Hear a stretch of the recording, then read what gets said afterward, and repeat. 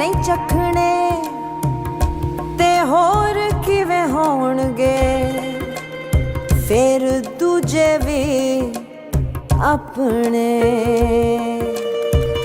उच्चिया दीवारां तो गल किवें लंगे,